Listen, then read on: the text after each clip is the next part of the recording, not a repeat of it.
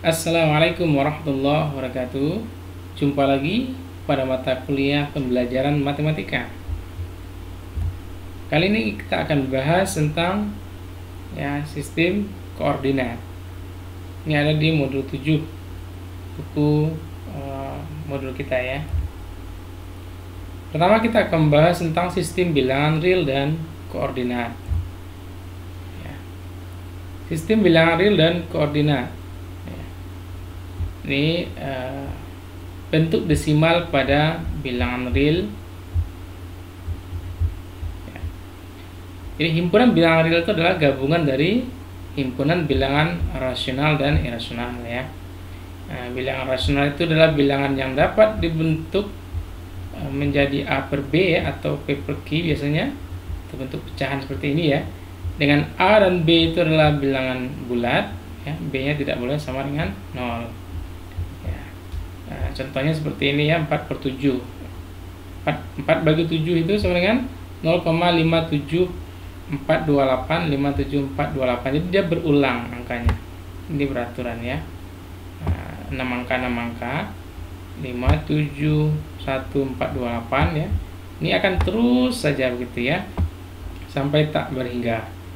Tapi karena pengulangannya itu beraturan ya, ada angka yang diulang terus gitu ya, jadi ini beraturan, maka ini masuk ke dalam bilangan rasional. Apalagi ya yang nomor contoh yang lain itu 7 per 8, ini jelas bilangan bulat ya, karena hasilnya 0,875 ya, selesai di sini gitu ya. Kalaupun kita ingin menambahkan 0 di belakangnya boleh saja ya, tambah 0 gitu ya, lagi ya, sampai tak berhingga banyak ya, boleh saja angka 0-nya. Karena menambah 0 di belakang tanda koma juga tidak ada ngaruh gitu ya, jadi boleh saja. Nah, ini adalah salah satu bentuk ya, dua bentuk dari bilangan rasional. Nah, bedanya dengan bilangan rasional itu dia bilangan irasional tidak bisa dibentuk dalam bentuk A per B ya, menjadi A per B. Contohnya itu akar 7. Akar 7 itu 2,645751. Ini angkanya berulang terus sampai tak berhingga kali ya. Bedanya dengan yang ini tidak, angkanya tidak beraturan ya. Jadi dia angkanya terus tapi tidak ada pola tertentu gitu ya. Nah, ini salah satu ciri jadi bilangan irasional ya, salah satu ciri seperti itu ya. Akar 7, yang lain itu akar 2 ya, akar 3 itu juga bilangan irasional. Sistem koordinat kartesius ya. Nah, ini kita punya sistem koordinat ya. Ini x-nya, ini y-nya ya. Absis, ordinal ya. Pada koordinat kartesius kita punya 4 kuadran ini ya, dibagi menjadi 4. Kuadran 1 di sini ya, kuadran 2 di sini, kuadran 3, kuadran 4 ya. Nah, maka nanti di kuadran nilai-nilai pada sudut-sudut pada kuadran yang lain di 2, 3, 4 ini bisa juga ditransformasi ke dalam nilai pada sudut di kuadran 1 ya. Pada kuadran 1 ya, semua sin cos tangen itu bernilai positif ya. Semua bernilai positif sini ya. Semua. Oke. Semua bernilai positif. Yang di kuadran 2 hanya sin yang bernilai positif ya. Nah, hanya sin yang positif. Di sini tadi semua positif. Di kuadran 3 hanya tangen yang positif. Tangen yang positif. Dan kuadran 4 ya, hanya cos yang positif. Hanya cos yang positif. Selain cos itu negatif. Begitu juga di sini dan sini, gitu ya. Sekarang kita akan coba lihat ya. Di sini ada beberapa titik yang kita contohkan ya. Misalnya kita ambil misalnya titik H ya. Titik H ini, titik H ini x, y ya, berarti di sini 2, sini 3 ya, berarti 2,3. Nah, begitu juga seterusnya ya. Oke, selanjutnya ada menentukan jarak dari dua titik ya. misalnya di sini ya, titik AB gitu ya. Nah, di sini ya, jarak AB itu ya. Nah, itu bisa kita buat menjadi seperti ini ya. Nah, ini gitu ya. Ini menjadi segitiga siku-siku. Maka jarak ini berarti adalah sisi miring dari segitiga siku-siku ini. Maka jarak ini adalah kuadran ya, akar dari jumlahan kuadrat sisi yang lain gitu ya. Nah, yang ini kan perubahan X-nya, yang ini perubahan Y-nya. Ya, maka kita bisa bentuk ya rumus seperti ini ya. Nah, ini berdasarkan panjang dari sisi miring segitiga siku-siku. Oke. Jadi jarak AB sama dengan akar dari XB kurang XA kuadrat ditambah XB kurang YA kuadrat ya. Kita lihat contoh di sini, jarak AB, A titik yang 3,2, B 7,4 ya. Berarti AB, jarak AB itu sama dengan akar dari 7 dikurang 3 kuadrat ditambah dengan 4 dikurang 2 kuadrat. Ya, kita dapat akar 20 disederhanakan atau bentuk yang lebih cantik gitu ya. 2 akar 5. Oke. Selanjutnya persamaan linear. Ya. Persamaan lingkaran ya. Persamaan lingkaran. Di sini kita punya ya ilustrasi seperti ini. Ini koordinat kartesius. Di sini ada lingkaran ya. Maka jarak dari titik pusat P ya, A, B ke keliling lingkaran itu adalah jari-jari. Nah, maka panjang jari-jari ini bisa kita cari dengan cara yang tadi ya, menentukan jarak antara dua titik. Berarti di sini titik P dengan titik Q yang dia itu berada pada keliling lingkaran P A, B ini, gitu ya. Nah, maka R sama dengan ya, berdasarkan rumus jarak tadi ya, maka X dikurang ya sini ya, X dikurang A kuadrat ditambah Y dikurang B dikuadratkan gitu ya. Kemudian kalau kita ini kan ya, R kuadrat sama dengan di sini akarnya hilang gitu ya. Oke, nah inilah bentuk umum ya, bentuk umum dari persamaan lingkaran dengan pusat A, B gitu ya. Kalau seandainya pusatnya 0,0 maka tinggal ganti aja nih A dan B nya dengan 0 gitu ya. Gitu. Oke, koordinat kutub atau polar ya, dan koordinat kartesius. Nah, di sini kita punya ya koordinat polar itu dia R, ya, R, alfa ya. R itu misalnya di sini ya, berapa koordinat polar dari titik A ini gitu ya. Nah, maka ini kan R, alfa. Nah, R itu apa? Yaitu jarak dari 0,0 ke titik A ya. Inilah R-nya ya. Maka kita bisa membuat segitiga siku-siku seperti halnya tadi itu ya, siku-siku di sini. Nah, oke. Nah, kemudian sudut yang terbentuk ya antara sumbu X dengan R itu adalah sudut alfa ya. Nah, maka berdasarkan segitiga ya, rumus Pythagoras, R sama dengan X kuadrat tambah akar dari jumlahan X dan Y kuadrat ini ya. Oke, setelah dapat R-nya, maka untuk mencari alfa itu kita bisa menggunakan rumus yang sin demi kosami tangan desa itu ya. Sin demi ya, depan per miring, berarti sin itu kalau kita pakai rumus sin mencari alfa maka kita pakai rumus Y per R. Kalau kita pakai rumus cos berarti samping per miring pakai X per R gitu ya. Nah, gitu. Kalau tan, nah berarti nggak butuh R dulu, tangan desa ya, depan per samping, berarti kita bisa mencari alfa tanpa mencari R duluan gitu ya. Dicari alfa dulu boleh. Nah, berarti pakai rumus tan gitu ya. Nah, oke, seperti itu. Di sini ada contoh ya, contoh bagaimana merubah dari koordinat polar menjadi koordinat kartesius ya. Ini koordinat polar, ini koordinat kartesius. Nah, di sini jelas ya, kalau dari polar ke kartesius, maka di sini tinggal ini saja ya.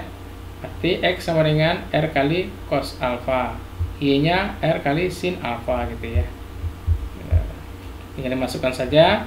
Di sini mungkin ada sedikit saya jelaskan. Di sini misalnya 150 ya. Alfanya 150. Ya. Jadi 12,150 derajat. Berarti R-nya 12 ya, alfanya 150. 150 itu di kuadran 2. Nah, maka kita mau di kuadran 2 ini hanya sin yang positif. Nah, kalau kita cari X berarti pakai cos ya.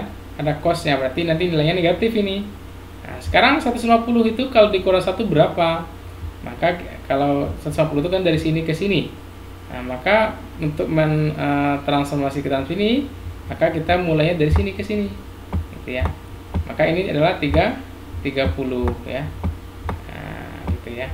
Atau bisa juga pakai rumus 180 dikurang 150. Begini ya, cos 150 karena cos ini 150 itu di kuadran 2, maka dia sama dengan min cos ya, min. Ya, min. Nah, ini boleh dikurung boleh ya. Nah, min cos 30 ya, 180 dikurang 150. Ya, kemudian min cos 30 setengah akar 3 ya, sehingga dapat min 6 akar 3. Ya, kalau di sini sin 150. Ya, sin kan positif, jadi nggak bisa dikasih negatif di sini. Ya, tetap saja sin 30 gitu ya. Oke, begitupun dengan sebaliknya dari koordinat kartesius kita ubah menjadi koordinat polar gitu ya. Oke, sekarang ada latihan, silakan dikerjakan. Kita juga sudah mengerjakan di pertemuan kita. Baik, sekarang yang kedua itu persamaan dan ketidaksamaan linear. Sekarang kita mulai dengan persamaan linear. Bagaimana ya? Apa itu persamaan linear? Persamaan linear itu persamaan yang pangkat tertinggi dari variabelnya ini adalah 1 ya. Nah, di sini jelas ya, mana yang variabel, mana yang koefisien, mana yang konstanta. Sekarang kita mau menggambar persamaan linear dua variabel di koordinat kartesius. Persamaan linear berarti kita menggambar garis gitu ya. Nah, langkah-langkahnya di sini ada contoh misalnya ya. Kita punya persamaan X kurang Y sama dengan min 2. Ya. Ini sama saja ya. 2X min 2Y sama dengan min 4 ya. Sama-sama bagi 2 saja. Semua sama dengan ini gitu ya. Ini sama garisnya, sama persamaannya. Langkah-langkahnya adalah kita misalkan kalau misal X sama dengan 0, Y-nya sama dengan 2 gitu ya. Nah, kalau jadi kita misalkan ini kalau X-nya 0, Y-nya berapa gitu ya.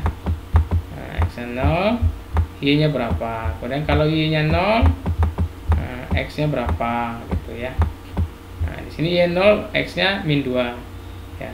Sekarang kita dapat 2 titik gitu ya. Nah, yang pertama itu 0,2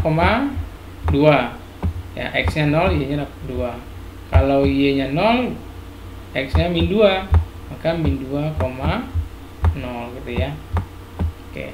Dan titik ini kita buat di koordinat kartesius. Di sini min 2,0, yang ini 0,2. Terus kita hubungkan dua titik itu ya.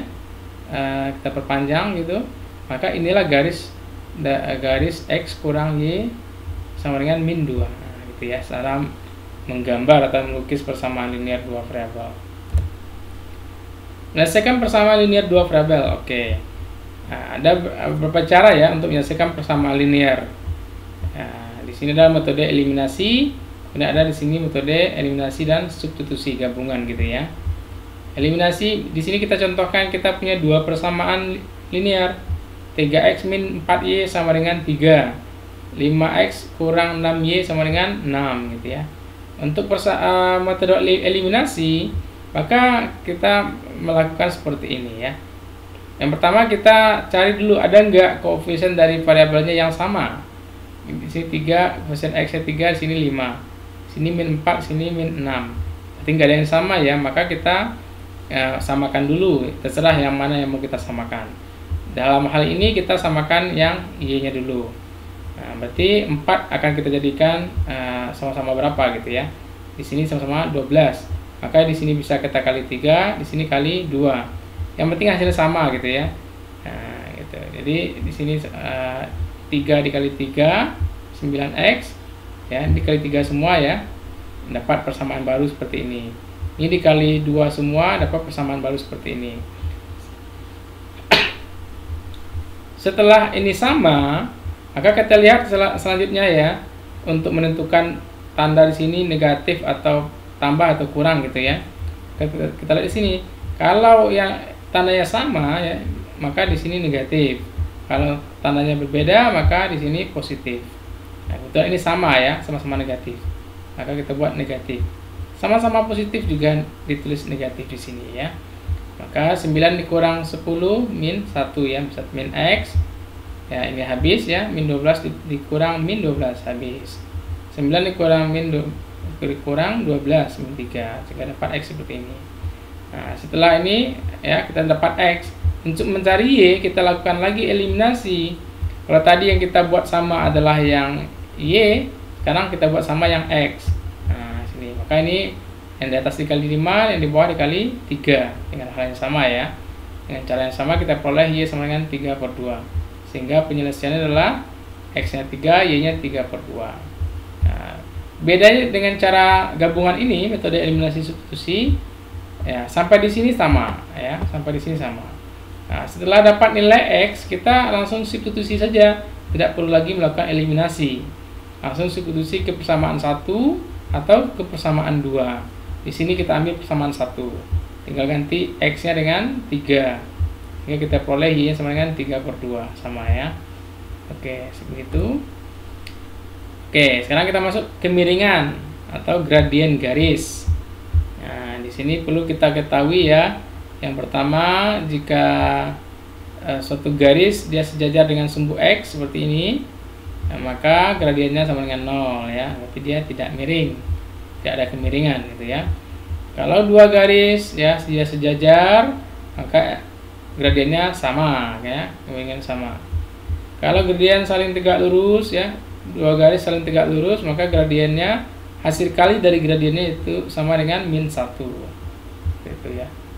Oke, di sini kita punya garis AB ya, garis AB. Nah, untuk menentukan persamaan suatu garis ada beberapa cara. Yang pertama, kalau diketahui dua titik yang dilaluinya ya, titik A, titik B, maka kita pakai rumus yang ini ya. Nah, kalau seandainya diketahui ya, misalnya diketahui satu titik dan gradien garisnya, maka kita pakai rumus ya, Y kurang Y1 sama dengan ya gradien dikali X dikurang X1 ya, seperti itu. Nah, ini kalau menentukan persamaan garis yang diketahui satu titik yang dilalui garis tersebut dan kemiringan garis tersebut, maka kita pakai rumus ini ya. Nah, dan banyak lagi ya yang lain. Nah, di sini kita ada lagi cara menentukan gradien garis. Nah, kalau seandainya ada dua titik diketahui ya, maka menentukan gradien garisnya seperti ini ya. Nah, atau bisa juga gradien itu adalah tangen dari tangen alfa kalau sudutnya diketahui. Nah, kalau seandainya yang diketahui adalah persamaan satu garis, persamaannya diketahui ya, persamaan garis diketahui, maka kalau kita buat dia persamaan misalnya ya, persamaan seperti ini ya, AX tambah BY sama dengan AB, atau di sini C misalnya gitu ya, C. Maka gradien garisnya adalah min A per B ya, A per B. Ini juga bisa kita bentuk misalnya ini kan persamaan garisnya implisit. Kalau persamaan garisnya eksplisit, misalnya Y sama dengan AX tambah B gitu ya, AX tambah B. Maka gradien garisnya adalah koefisien dari si X ya. Ini ya gitu. Ini untuk persamaan garis yang eksplisit ya. Oke, kira-kira seperti itu. Sekarang kita masuk ke pertidaksamaan ya. Untuk pertidaksamaan kita ada beberapa hal yang perlu kita ketahui ya. Di sini misalnya ya, kita buat misalnya X, di mana X itu besar sama dengan A, kecil sama dengan B, SMN bilangan real. Maka bentuk garisnya, bentuk daerah penyelesaiannya seperti ini ya. Ini adalah garis real, ini titik A, titik B. Ini bulatnya penuh karena di sini ada tanda sama dengannya ya, kecil sama gitu ya. Kalau nggak ada kecil sama maka dia bulat kosong seperti ini ya. Nah, dan kalau untuk garisnya nanti ya, kalau di koordinat kartesius, kalau dia pakai sama gini maka garisnya mulus ya.